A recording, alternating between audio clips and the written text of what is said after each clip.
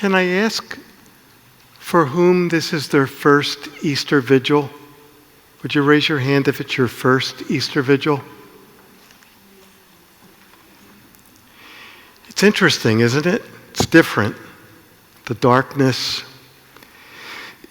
You know, I wonder if the first time that you've come to an Easter vigil, that there might be a story that's attached to it. I can remember my first Easter vigil as a priest. I thought I was hot stuff because as a young priest, a pastor in a local parish asked me if I would celebrate the Easter vigil. That doesn't happen. So of course, Mom and Dad had to come. And I went to pick them up. And we got into the car and we got onto the blue route. And as soon as we got on the blue route, not even off the ramp yet, there was a huge car fire. My stomach was in knots. And from the back seat, I hear my mom say, "Stephen, we're going to be late."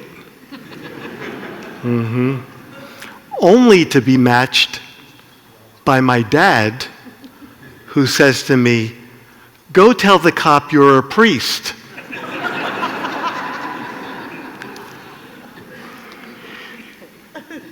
That was my first Easter vigil. I know for a fact that there's a story that Jacqueline has, that Jose has, that not Sharon, Kimiko, and Zachary. There's a story. And for Sharon, and for, help me, Stacy. I'm getting old. There's a story for them. There's something that's happened in their lives that brought them to this night. And I dare say that maybe it was something that they saw in us. Maybe something that we said or did. But we are humbled tonight that you become one of us. And I hope that story continues to grow.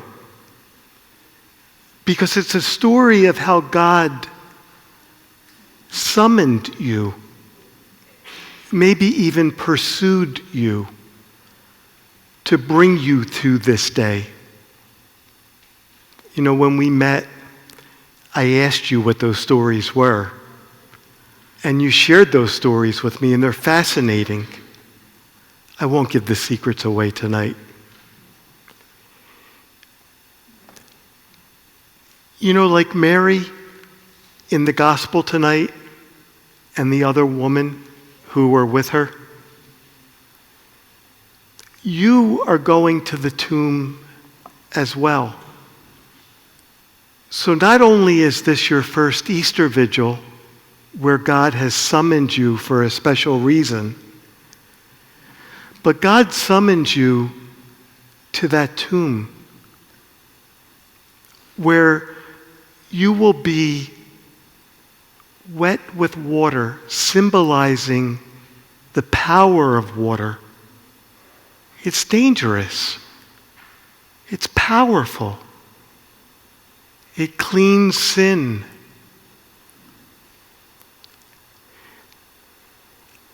I'd like to ask all of us tonight,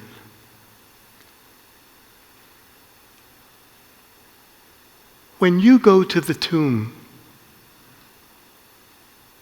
to encounter the risen Jesus, how do you go there?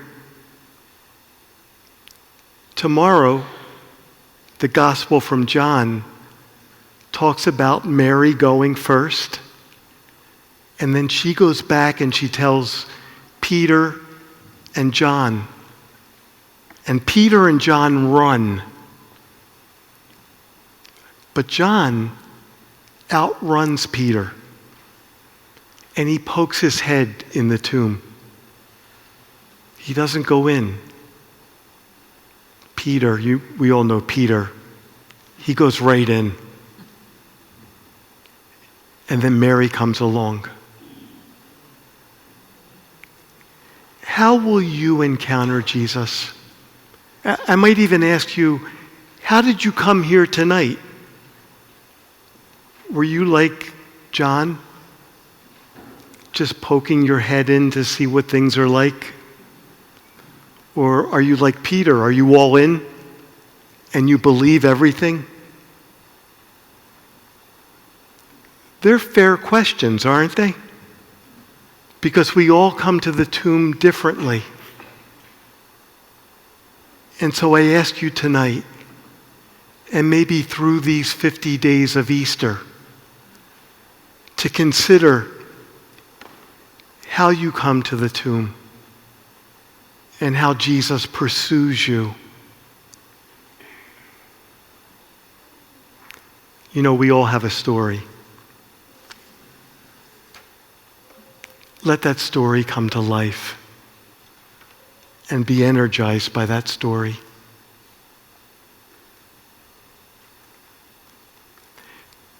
One of the first prayers tonight used this saying from St. Paul. May the Lord bring to completion the salvation that God has begun in you. My friends, Jacqueline, Jose, Kamiko, Zachary, Stacy, and Sharon, may God bring to perfection the good work that He's begun in you this night. Do I hear an amen?